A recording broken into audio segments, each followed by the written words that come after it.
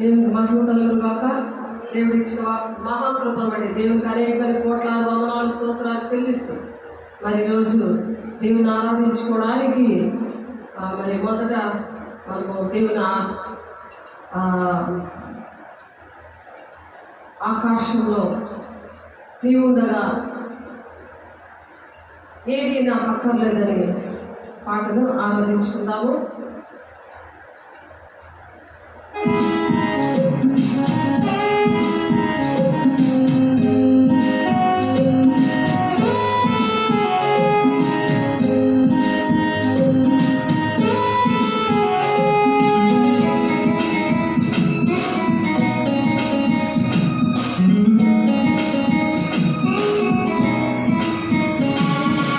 ఆకాశంలో నీవు నా ఉండగా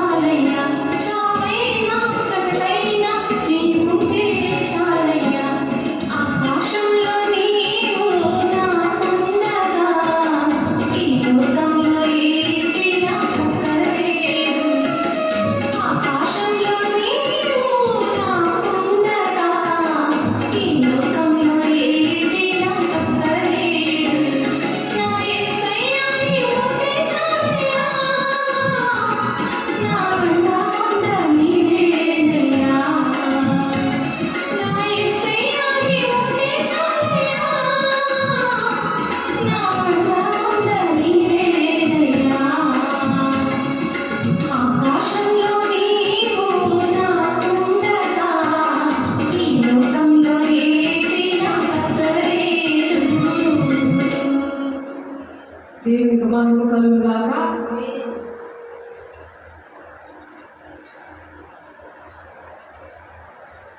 మొదటి తిమోతికి రాసిన పత్రిక 6వ అధ్యాయము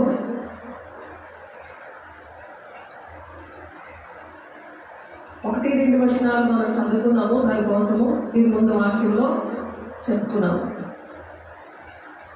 కాబట్టి మరొకసారి ఆ మాట చూసుకుంటూ ముందుకు వెళ్దాం. దేవుని నామమును ఆయన బోధయు దూషింపబడకూడనట్లు. దేవుడి నామం దూషించబడకూడదంటే ఆకాశంలో ఉండగా నాకు అవును అక్కర్లేదయ్యా అనే అభిషేకం అనేది ఉండాలి.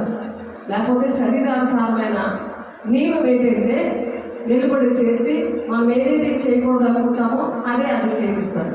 కాబట్టి శరీరానుసారులు దేవుని సంతోష పెట్టలేరు అని రోమా 8వ అధ్యాయం 5, 6, 7 వచనాల్లో మనం చెప్పుకుంటా ఉంటాం ఎప్పుడు కూడా. ఎందుకంటే శరీరానుసారమైన మనస్సు అది మరణానికి దారితీస్తుంది. మరి ధర్మశాస్త్రానికి అది లోబడనేరదు అన్నది. ధర్మశాస్త్రం లోబడకపోతే దేవుని రాజ్యానికి వెళ్ళలేము. అందుకనే మనం ఏమని పాడుకున్నామంటే దేవుని ఆరాధించి ప్రేమించామంటే ఆయనను ప్రేమించే వాళ్ళు ఆరాధిస్తారు, ఆయన ఆజ్ఞ వేయకుంటారు. కాబట్టి అలా ఆజ్ఞ వేయకుని ఆయన ప్రేమించే వారిని 1000 తరాల వరకు దీవిస్తాడు. కాబట్టి ఆ 1000 తరాల వరకు దేవుడు దీవించాలని మనం ఎటువంటి అభిషేకంతో ఉండాలంటే దేవుని ఆత్మతో నింపబడినప్పుడు దేవుని ప్రేమిస్తాం, ఆయన మాట వింటాం, ధర్మశాస్త్రం లోబడతాం, శరీరానుసారమైన నియమం నుండి విడుదల పొందుకోవడానికి రోమా 8:2 ఉంటుంది. జీవమిచ్చే ఆత్మీయత నియమము పాప మరణముల నియమం నుండి దేవుడు విడిపిస్తాడు అని ఉంది. కాబట్టి దేవుని నామం ఆయన బోధయు దూషించబడకుంటున్నట్లు అని చెప్తున్నారు. దేవుని నామం దూషించబడదు. దేవా నీవు తప్ప నాకు ఎవరు అవసరం లేదయ్యా, నేను తినడానికి ఇంత ఆహారం ఉంటే నాకు చాలయ్యా, నేను బ్రతకడానికి ఇది ఉంటే చాలయ్యా. ఎందుకంటే శారీరకంగా ఉన్నాం కాబట్టి, భూలోకంలో ఉన్నాం కాబట్టి, దేవుని రాజ్యానికి వెళ్ళాలని ఆశపడుతున్నాం కాబట్టి ఇంత ఆహారం ఉంటే చాలు, అది కావాలి ఇది కావాలి అని మనకు ఆశ ఉండదు.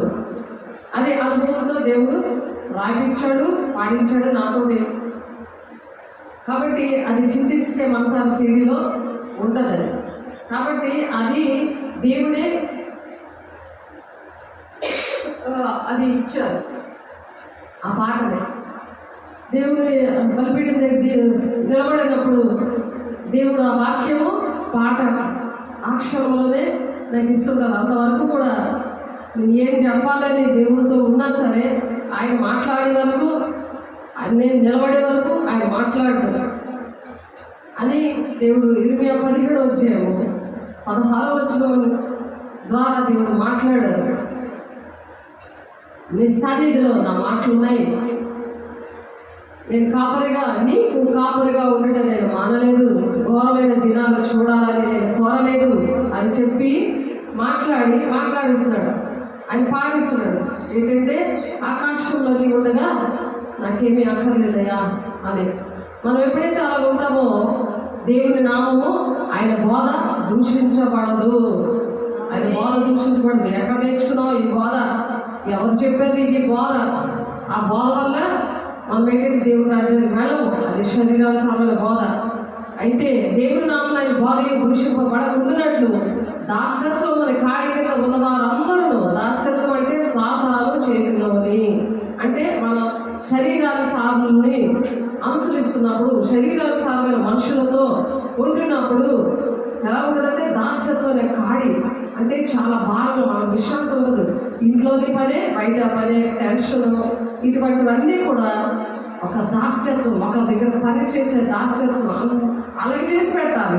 శరీరానుసారాలు అన్నీ కూడా చేసి పెట్టాలి. కానీ ఏసే ఇష్టం ఉండదు, ఏసే బిడ్డలు ఇష్టం ఉండదు. వాళ్ళు వాడుకోవడానికి నవ్వుతారు కానీ లోపల కపటంగా ఉంటారు. ఏసే అంటే ఇష్టం ఉండదు, ఏసే నా బిడ్డలన్నా ఇష్టం ఉండదు. అందుకనే హాయ్ బాయ్ అని ఏసైకి మనకి చెప్పడానికి కారణం.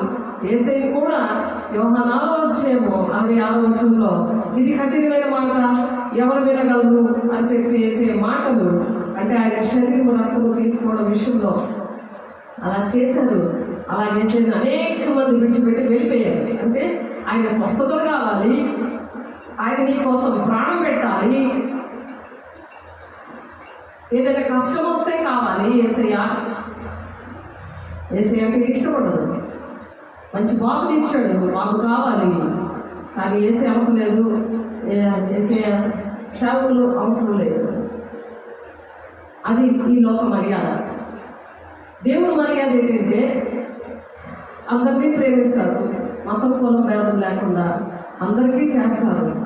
కానీ చేసి వాళ్ళ పాపాలు అంటించుకోకూడదు, వాళ్ళ బుద్ధులు అంటించుకోకూడదు. ఎప్పుడు అంటించుకోకుంటారు? ఆయన నామమున ఆయన బోధయు దూషించబడదు అనమాట. సత్య బోధలు ఉన్నప్పుడు, ఆయన మాటలు ఉన్నప్పుడు, ఆకాశంలో నీవు ఉండగా నాకేం అక్కర్లేదయ్యా అని ఒక సమర్పణ జీవితం ఉన్నప్పుడు, రోమ 12వ అధ్యాయంలో మాట ఉంటుంది, సజీవ యాగంగా మీ మనసును మనలో సమర్పించుకోవాలని, నా జీవితం నీకు అంకితం అని మాట్లాడుతున్నాం. అలా జీవితం నేను అంకితం చేసుకున్నప్పుడు దేవుడు నాకు పాటించారు. కాబట్టి చూడండి,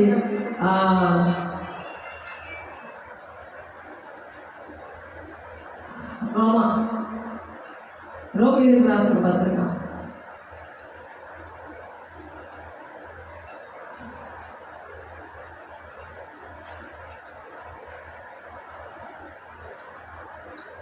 12వ అధ్యాయం 1-2 వచనం. కాబట్టి సహోదరులారా, పరిశుద్ధమును దేవునికి అనుకూలమైన సజీవ యాగముగా మీ శరీరాలను ఆయనకి సమర్పించుకుని దేవుని వాత్సల్యమును బట్టి మిమ్మల్ని బతిమాలుకొనుచున్నాను.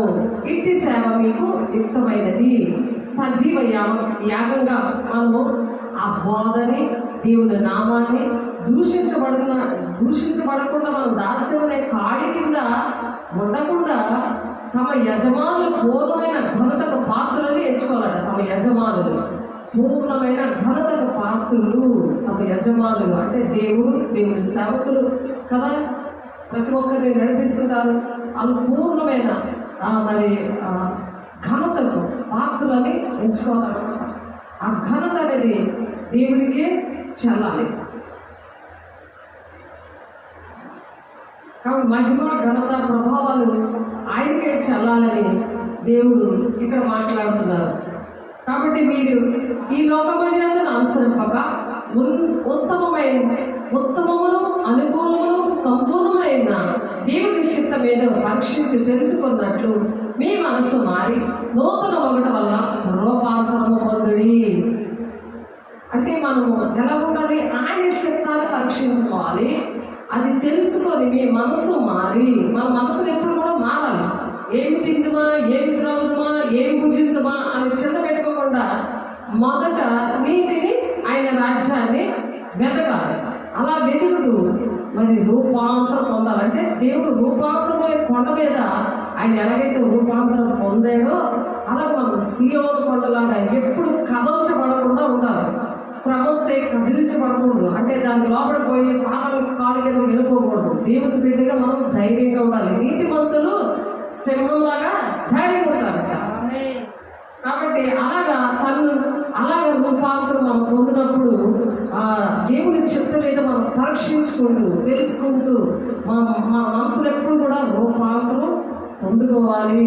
అలా పొందుకున్నప్పుడు విశ్వాసులైన యజమానులు గల దాసులు తమ యజమాను సహోదరులని వారిని తృణీకరింపక తన యజమానులు ఎలా ఉంటారు? సహోదరులు, నాలాంటి సహోదరులు, నాలాంటి తల్లి చెల్లెళ్ళు పిల్లలు ఉన్న నాలాంటి వారే నా యజమానులు. కాబట్టి వాళ్ళ కష్టంలో కూడా ఆదుకుంటూ ఉంటారు అన్నమాట దేవుని పిల్లలు.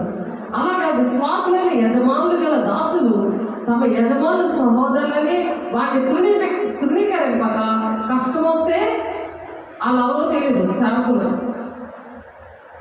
వాళ్ళు ఆదుకోరు, వీళ్ళే ఎప్పుడు ఆదుకుంటూ ఉండాలి. వీళ్ళ కోసం ఎప్పుడు ప్రార్థన చేయాలి. మన సేవకుల కోసం, తన యజమానుల కోసం కూడా దేవుడు అలాగా సహోదరుని వారిని తృణీకరింపక యజమానులు సహోదరులని, యజమానులు అంటే సేవకులు, నా సహోదరులే, నా చెల్లి, అక్క, అలాంటి వాళ్ళు, నాలాంటి బిడ్డే తను కూడా అని ప్రేమించబడుతున్నారు. సహోదరులని వారిని తృణీకరింపక తమ సేవాఫలము పొందువారు విశ్వాసులు ప్రియులై ఉన్నారని మరి ఎక్కువగా వారికి సేవ చేయవద్దు. ఇంకా కష్టంలో ఉన్నప్పుడట సేవకులు ఏంటి, విశ్వాసులు ఏంటి, దేవుని పిల్లలు ఎలా ఉంటారంటే తల్లి పిల్లల్లాగా అలా ప్రేమగా ఉండి వాళ్ళు ఎలా ఉంటారు, విశ్వాసంలో ప్రియులనే ఉన్నారు. ప్రియులు అనమాట. వాళ్ళని ప్రేమించమంటారు దేవుడు. శరీరాశాలను ప్రేమించమంటారు. ఆత్మ సంబంధులంగా వాళ్ళ ధర్మశాస్త్రం లోబడతారు. వాళ్ళకి సమాధానం జీవం ఉంటుంది అన్నమాట. అంటే నిత్య జీవం. ఇక్కడ కూడా మనశ్శాంతి ఉండాలి. అలాగా దేవుని పిల్లల్ని సహోదరులాగా తన యజమానులు అలా ప్రియుల్లాగా ఎంచుకొని నేను వాళ్ళతోటే ఉంటాను, వాళ్ళ మాటే వింటాను, వాళ్ళకి ఇష్టంగా నేను ఉంటాను, అలా దేవుడి మాట వింటాను, నాకు ఆకాశంలో నీవు తప్ప నాకు ఎవరు అక్కర్లేదయ్యా అని అటువంటి వారితో ఉండాలి. ఎందుకంటే వాళ్ళు దేవుడు నుండి నేను ప్రేమిస్తాను, నేను విడిపిస్తాను, నీకోసం ప్రార్థన చేస్తాను, ఏ కష్టం వచ్చినా నేను ఆదుకుంటాను. అంతేగాని హాయ్ బాయ్ అన్నట్టు ఏదో నీకు దేవుడి మాటలు చెప్పేసి వెళ్ళిపోదు. జీవితాంతం కూడా మంచి కాపరి తన గొర్రెల కోసం ప్రాణం పెడతారంట. అలాగా ప్రాణం పెట్టేటట్టు దేవుడి పిల్లలు ఉండాలి. యజమానులు అంటే దేవుడికి మీకు మధ్యవర్తిగా ఉన్న సేవకులు. దేవుడు వాళ్ళిద్దరూ కూడా మన దేవుడి రాజ్యాన్ని తీసుకెళ్ళడానికి దేవుడు మధ్యవర్తి ఏమిటి నడిపిస్తూ ఉంటాడు. ఎవడైనా మన ప్రభువైన యేసుక్రీస్తు యొక్క హితవాక్యములను దైవభక్తికి అనుగుణమైన బోధన అంగీకరింపాక భిన్నమైన బోధన అనుసరించిన కదా. ఈ బోధ కాకుండా ఇంకా భిన్నమైన బోధన పర్వాలేదమ్మా, నీకు అన్నీ అయిపోతాయి, నువ్వు ఎలాగున్నా అయిపోతాయి, నువ్వు ప్రేమించకపోయినా, సేవకులు గౌరవించకపోయినా, సేవకులు మాట వినకపోయినా, దేవుడు మాట వినకపోయినా, నీకు చక్కగా ఆధార్ కార్డు వచ్చేస్తుంది, ఏంటి బర్త్ సర్టిఫికేట్ వచ్చేస్తుంది, అన్నీ వచ్చేస్తాయి, పర్వాలేదు అని భిన్నమైన బోధనలు చేయకూడదు. అటువంటి బోధనలు చేయకూడదు. ఎప్పుడైతే దేవునికి తన యజమానుడు, మన యజమానుడు దేవుడు, మరి దేవుడు మన అందరూ కూడా లోపడాలి. మధ్యవర్తిగా ఉండే సేవకుల్ని లోపడాలి. ఎందుకంటే సేవకుల్లో ఉండే కదా దేవుడు చెప్తా ఉంటారు, నీకు బాగుపడతాడు, నీకు పర్లేదు, నీ జీవితం ఇలాగ ఉంటుంది అని. ప్రియులాగా నిన్ను ప్రేమించడమే కదా ప్రియులు అవుతారు. అలాగా ప్రియులుగా ఉన్నప్పుడు అలాంటి సంబంధము సేవకులకి దేవుడు పిల్లలనే విశ్వాసులకి ఉండాలి అని చెప్తున్నాడు. దేవుడు అలా ఉండాలని దేవుడు ఆశపడుతున్నాడు. అలా ఉండకుండా భిన్నమైన బోధనలు అనుసరించి శరీరాసమైన బోధన ఉంది. శరీరాసనం ఉంటే అది మరణము అని. దాన్ని బట్టి ఎన్నో అసమాధానాలు. ధర్మశాస్త్రం లోపడకపోతే ఎక్కడికి వెళ్తాము? తండ్రి చిత్తాన్ని నెరవేర్చడం. తండ్రి చిత్తాన్ని పరీక్షించుకోమంటారు కదా. అలా పరీక్షించుకొని తండ్రి దేవుడి చిత్తం ఏదో పరీక్షించి తెలుసుకున్నట్టు మీ మనసు మారి నూతన మగుడి వల్ల రూపాంతరం పొందండి అని చెప్తున్నారు. 12వ మీ సజీవ 1వ పరిశుద్ధమును దేవునికి అనుకూలమైన సజీవ యాగముగా మీ శరీరంలో ఆయనకి సమర్పించండి. మనుషులకు కాదు, మనుషులకు ఇచ్చేయకూడదు, దేవుడికి సమర్పించాలి. ఎందుకంటే ఆయన సృష్టికర్త అయిన దేవుడు భర్త ఉన్నాడు. ఆయన ఇస్తాడు. ఆయన నీ కష్టంలో ఏదైనా ఎటువంటి పరిస్థితుల్లో ఆదుకొని ప్రేమించి నీ జీవితాన్ని కట్టి నీ ఆయన రాజ్యంలో నేను కూర్చోబెట్టి ఆయన కుటుంబాలను కూర్చోబెట్టి ఆయన యుగకాలం కూడా మనతో ఉండడానికి ఇష్టపడుతున్నాడు. ఆ విషయంలో పెళ్లి కుమార్తెగా ఆ పెళ్లి కొడుకు ఆ ద్వారం దగ్గరే ఉన్నాడు కాబట్టి సంఘము ఆ విధంగా సిద్ధపడి ఆ రూపాంతరం పొంది ఉండమంటాడు. భిన్నమైన బోధనలకు వెళ్ళిపోకుండా వాడేమీ ఎరగక తర్కములను గూర్చి వివాదముల గూర్చి వ్యర్థంగా ప్రయాసపడచ్చు. ఏంటంటే నాకే అన్ని తెలిసిన సాగరుడు ఏంటంటే మనిషిలో దూరి మాటలే వినడు. అసలు మనం ఏం చెప్తామో వినడు. ఇంకా దేవుడి పిల్లలు పాడు చేయడం నక్కలా కూర్చొని వాడి ప్రార్థన చేయడు కానీ, వాడు ఏ పని చేయడు కానీ, చెడు వ్యసనాలతో ఉండి అటువంటి వాళ్ళని పాడు చేయడానికి ఇంట్లోనే తిష్ట వేసి కూర్చుంటున్నాడు. అలా తిష్ట వేసి కూర్చుంటున్నప్పుడు తర్కం వస్తుంది. అక్కడ విశ్వాసికి పొత్తుకుతుంది కదా. అలాంటప్పుడు ఏంటి వస్తుంది? తర్కం వస్తుంది. దేవుని పిల్లలు శరీరానుసారంగా పెరగట్లేదు, ఆత్మానుసారంగా పెరుగుతున్నప్పుడు బాధ, వేదన, శ్రమ, ఇబ్బంది అన్నీ కూడా కలుగుతుంది. అప్పుడు దేవుని చిత్తం మీద మనం పరీక్షించుకోవాలి. ఈ సాతాన్ని ఈ తర్కం ఆడుతున్నాడు, దేవుని చిత్తం ఏంటని మన పరీక్ష అనమాట. ఆ పరీక్షలో నిలబడాలి. ఎంత శ్రమైన, ఖడ్గమైన, హింసైన, ఉపద్రవమైన నీ ప్రేమ ఎడబాపున అంటాడు పౌలు. అలాగా మొదటి నేను హింసకులను, దూషకులను, హానికులను అంటాడు. నేను చిత్తాన్ని అలా పరీక్షించుకొని ఆయన నిలబడ్డాడు. అలా మనం కూడా నిలబడ్డాడని దేవుడు మనతో మాట్లాడుతున్నాడు. దేవునికి స్తోత్రం.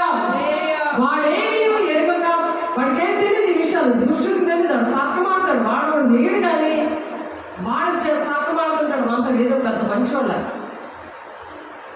తర్కమాడుతున్నప్పుడు ఓర్చుకోవాలన్నమాట. ఎలాగో వాదం చేయకూడదు, సైలెంట్ అయిపోవాలి, వాళ్ళకి దూరంగా ఉండాలి. అవిశ్వాసుల దగ్గర ఉండకూడదు, శరీరాచార దగ్గర ఉండకూడదు. అందుకని అవిశ్వాసులకు విశ్వాసులకి పొత్తు కుదరదు అంటాడు. మూర్ఖులకు ఈ తరం వరకు వేరే ఉన్నాడు అంటాడు. దగ్గర ఉన్న వరకు ఆ తర్కం వస్తుంది. వాడేమీ ఎరగక తర్కములను గూర్చి వివాదములను గూర్చి వ్యర్థంగా ప్రయాసపడుచు, వ్యర్థంగా ప్రయాసపడతాడు. వ్యర్థమైపోతుంది. వీళ్ళు అలిగిపోతుంటారు దేవుడి పిల్లలు. వాడు ప్రయాసపడ్డాడు ఏంటి? గర్వంతో. గర్వం అవుతుంది సాతానుకి, లూసిఫర్కి.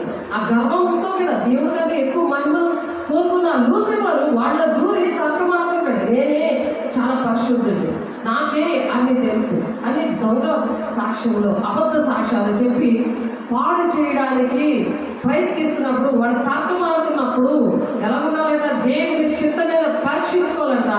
అది తెలుసుకొని మీ మనసు మారి లోపల మొదలు రూపాంతరం పొందాలి. రూపాంతరం సీతకొక చిలుక అలాగా గూట్లో ఉండి 21 రోజులకి ఎంత అందంగా తయారవుతుందో, అలాగా శ్రమల కొలువులో అలా కాలుస్తుంటే సైలెంట్ ఉండి ఓర్చుకుంటుంటే ఆ బంగారం ఎలాగవుతుంది? చాలా షైన్గా.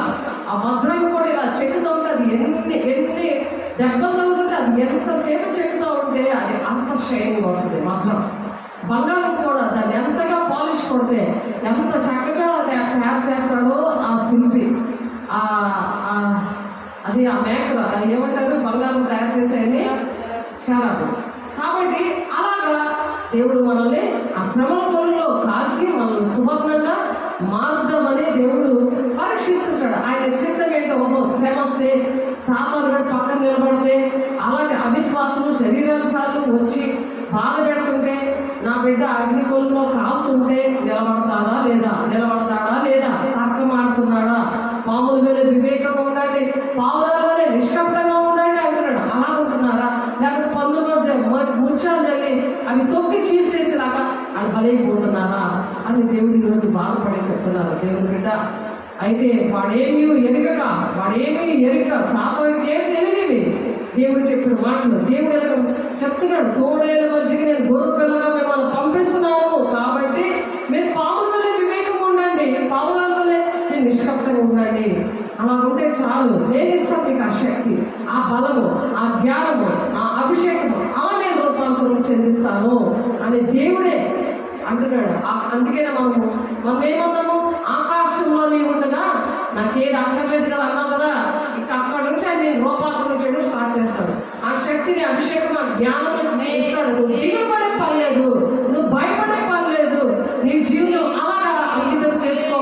సజీవ యాగంగా మీ శరీరాలను ఆయనకి సమర్పించుకోవడం అంటాడు. సామాన్యం ఏం చేస్తాడు?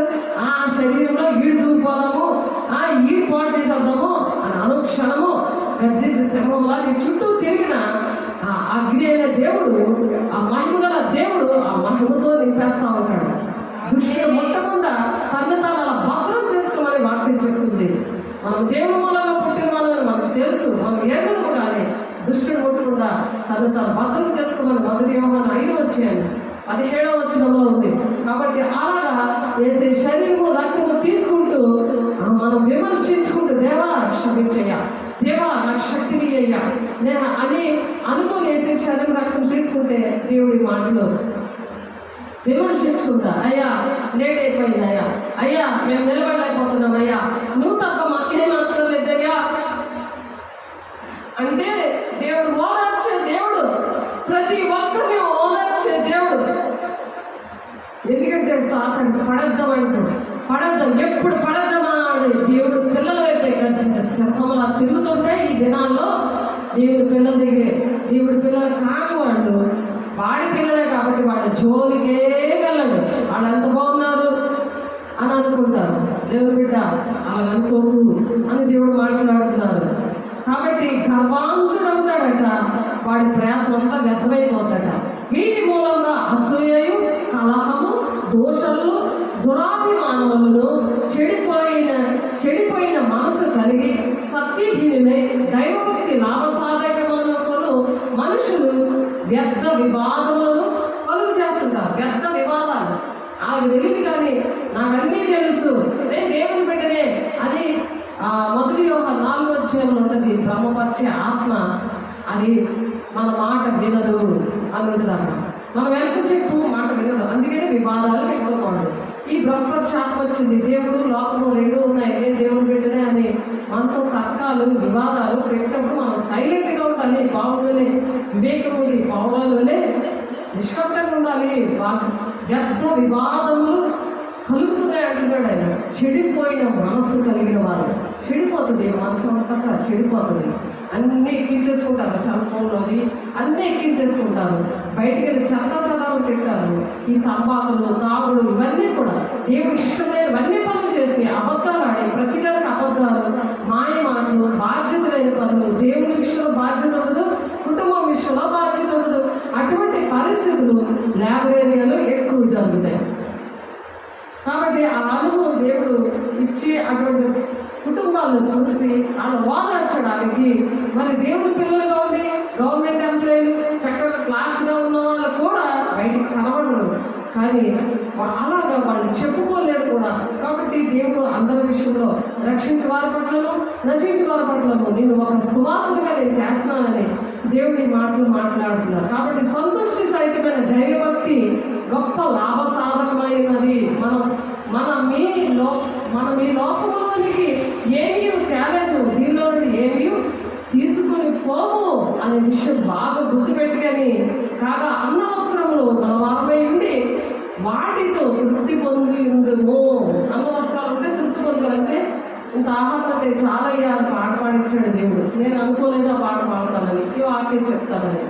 దేవుడు చూడండి, వాక్యము పాట పెట్టి వాక్యం ద్వారా మాట్లాడుతున్నాడు, పాట ద్వారా మాట్లాడుతున్నాడు. ఎంత గొప్ప దేవుడు! దేవుడు స్తోత్రం. కాగా అన్నవసరములు గలవారమై ఉండి వాటితో తృప్తి పొంది ఉండుము. తృప్తి అనేది ఉండాలి, ఎందుకంటే అదేంటి మనతో రావు. మనం ఏంటంటే పెళ్లి మాత్ర సంఘంగా సిద్ధపడదాం.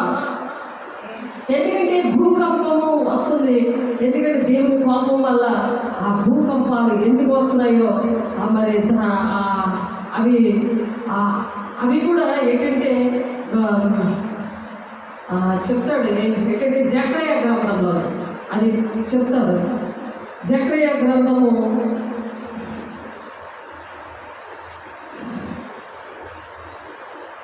'ఉజ్జియా దినాల్లో మరి అది జరిగింది. ఆ జరిగిన దాన్ని అది నెరవేర్పు కూడా జరగడానికి సిద్ధంగా ఉంది. ఆ మాట 2 మాటలు చెప్పుకొని ముగించేసుకుందాం.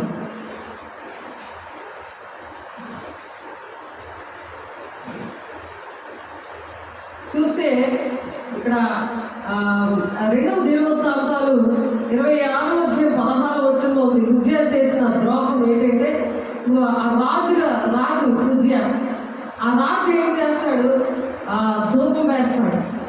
సేవకులు యజమానుడు చేయవలసిన పని ఆ రాజు చేస్తాడు. చేసినందుకు ఆ ద్రోహానికి తనకు పుష్టి వచ్చేస్తుంది. అదే కాకుండా భూకంపము వచ్చేస్తుంది. చాలా అటువంటి భూకంపం ఇప్పటి వరకు రాలేదు. అటువంటి భూకంపము ఎప్పుడు కూడా ఇప్పటికీ కూడా రాలేదు.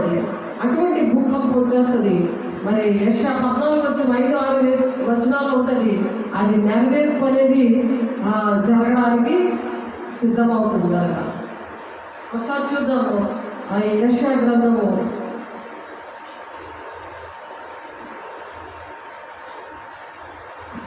14వ అధ్యాయము 5-6 వచనాలు. దుష్టులు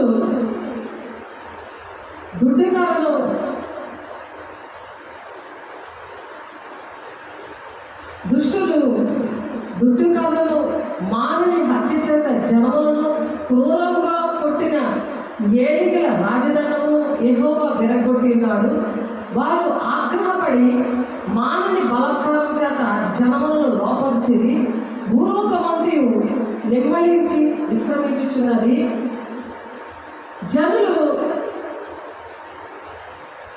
పాడ ఆగుదురు. నీవు పట్టుకున్నప్పటి నుండి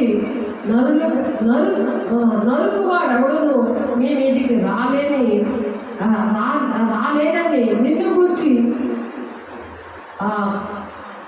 తామాల వృక్షములు, లెబానోను దేవదార వృక్షములు హర్షించును. నీవు ప్రవేశించుచుండగానే నేను ఎదుర్కొనుటకై క్రింది పాతాళము నీ విషయమై కలవరపడుచున్నది.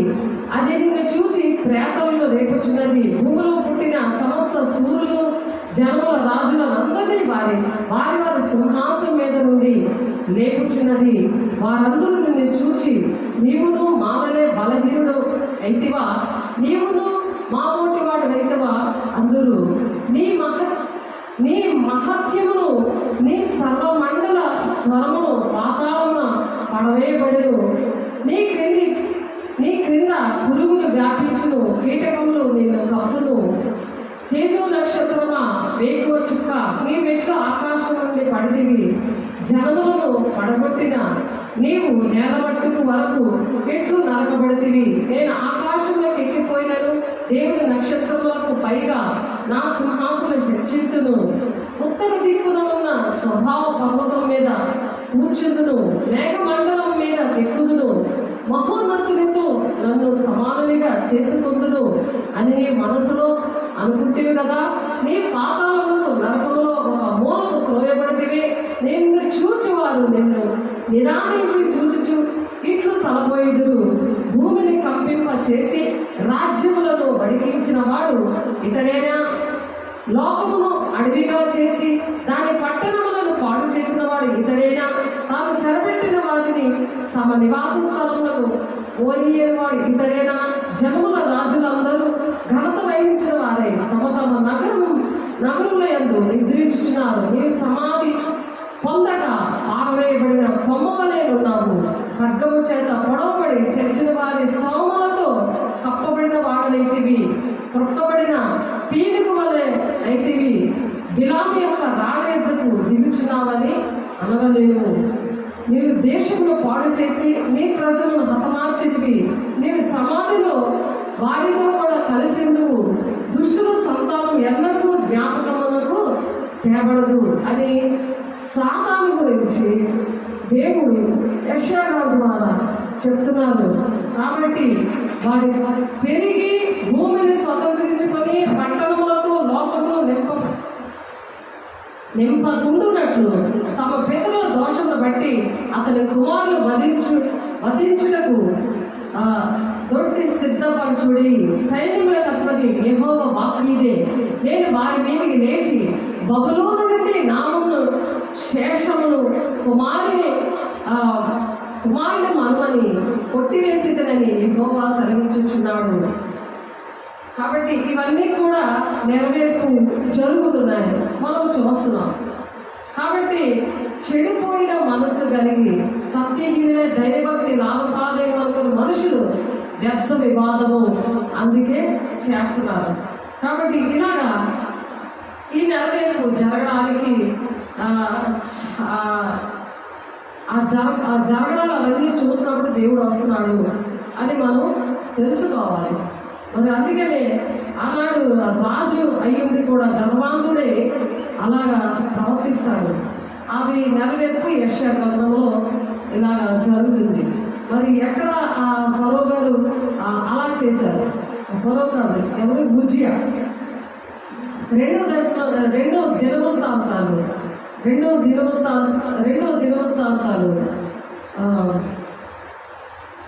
చూద్దాం. రెండో దినవృత్తాంతాలు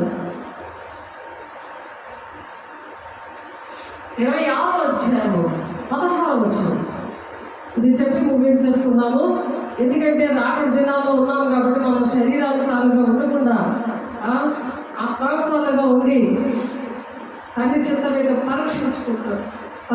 పరీక్షించుకొని దేవుని రాకకు మరి పెళ్లి కుమార్తె సంఘంగా సిద్ధపడే దినాలు ఉన్నాం కాబట్టి 2వ దినవృత్తాంతాలు 26వ వచనం 16వ వచనంలో అయితే అతడు స్థిరపడిన తర్వాత అతడు మనసును గర్వించి చెడిపోయాను. అతడు ధూపపీఠం మీద ధూపము వేయకై యెహోవా మందిరంలో ప్రవేశించి తన దేవుడైన యెహోవా మీద ద్రోహం చేయగా. అందరూ దేవుడు పని చేయడానికి కుదరదు. ఆ కుదరలేని వాళ్ళందరూ కూడా ఇలా బాధిస్తూ ఉంటారు, దేవుని పిల్లల్ని బాధ పెడతా ఉంటారు.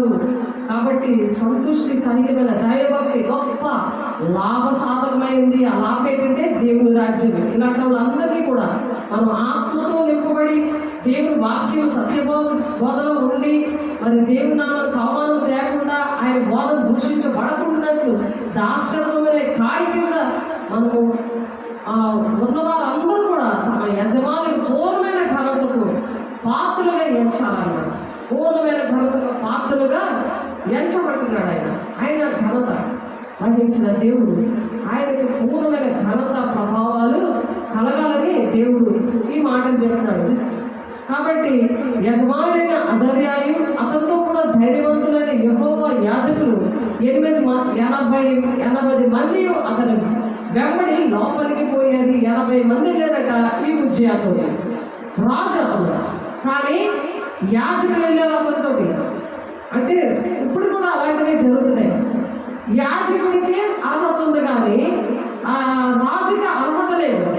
అయితే ఇక్కడ ఏం చేశారు, యాజకుడైన అజర్యాయు అతనితో కూడా ధైర్యవంతులైన యెహోవా యాజకులు 80 మంది అతనితో వెంబడి లోపలికి పోయి ఉజ్జియా రాజుతో లోపలికి వెళ్ళారు.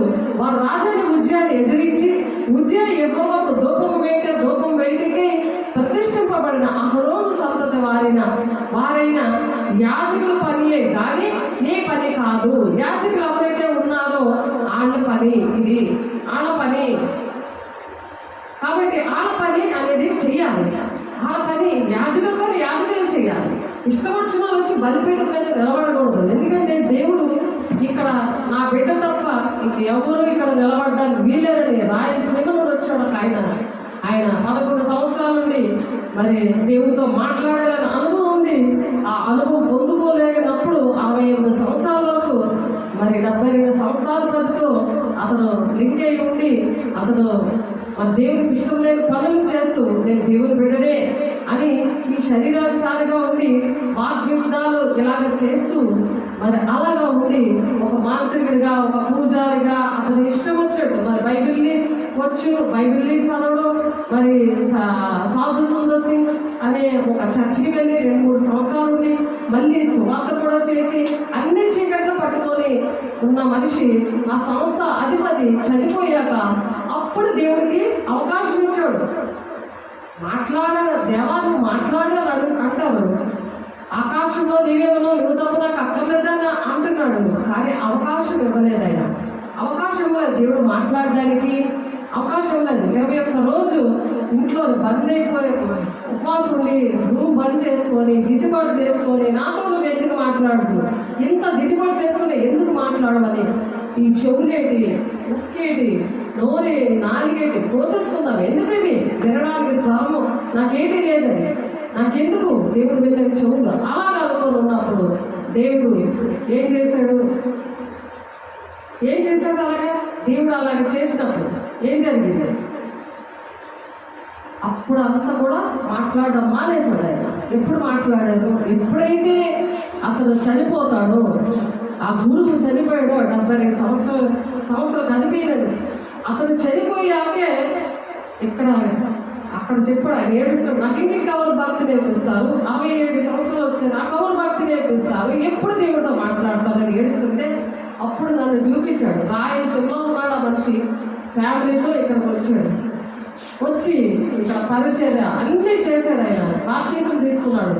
ఇక్కడ ఈ బ్యాగుల దగ్గర చక్కగా కుడుద్దామని ఎక్కినప్పుడు ఇక్కడ నుంచి అక్కడ తుళ్ళిపోయి పడిపోయాడు. అప్పుడు దేవుడి స్వరం విన్నాడు, నా బిడ్డ తప్ప ఇంక ఎవరు కూడా ఇక్కడ ఎక్కడానికి లేదు అని చెప్తున్నాడు. ఆయన ఇక్కడ నిలబడడానికి లేదు అని చెప్పాడు. ఎందుకు అని అంటే ఈ ఉజ్జయాలాగా అర్హత లేకుండా బలిపీఠము ఎక్కిపోయాడు.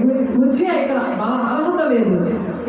ఎక్కినప్పుడు అతను అహరోను సంతతి వారనే యాజకుల పనియే కానీ నీ పని కాదు, పరిశుద్ధ స్థలంలో నుండి బయటికి పొమ్ము, నీకు ద్రోహము చేస్తున్నావు, దేవుడైన యెహోవా సన్నిధిని ఇది నీకు ఘనత కలుగజేయదని చెప్పగా ఉజ్జయ ధూపము బయటకు ధూపార్తిని చేత పట్టుకుని రౌతుడై యాజకుల యాజకుల మీద కోపము చూపించాను. యెహోవా మందిరములో ధూపపీఠము ప్రక్క అతడు ఉండగా యాజకులు చూచుచుండగా ఉన్నప్పుడు అతని నొసట కుష్టు రోగం పుట్టిందంట. ఆ యాజకులు అంటే అప్పుడు ఒక పాఠం, అంటే అభిషేకం లేకుండా అలాగా ఇప్పుడు జరుగుతున్నాయి. కాబట్టి మనం ఎలాగుండాలి? దేవుని నామముని ఆయన బోధయు దూషించబడకుండా దాస్యత్వం కాడి కిందకి మనం వెళ్ళిపోకూడదు. దేవుని మాట వినాలి, దేవుని అభిషేకం ఉండాలి అని మనం నేర్చుకుంటాం. దేవుడు అది నేర్పించినందుకు దేవుడు వందనాలు చెల్లిస్తున్నాడు.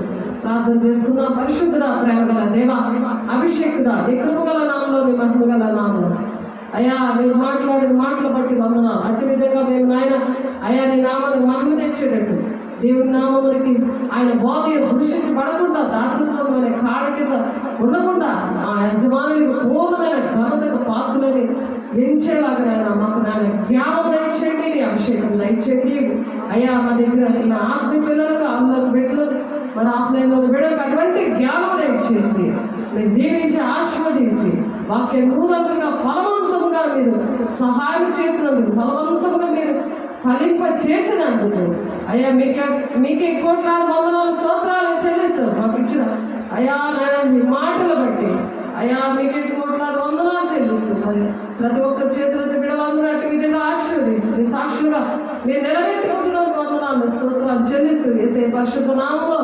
ఆటంకపరిచిన ప్రతి దురాత్మ శక్తులాగా యేసు నామంలో లైవ్ అయిపోవుగా, ప్రతి గృహంలో సంఘాలు యేసు నామంలో లైవ్ అయిపోవుగా, కాలిపోవుగా యేసు నామంలో తండ్రి చిత్తం ఏదో పరీక్షించుకొని నడవడానికి మీరు సహాయం చేస్తున్నారు.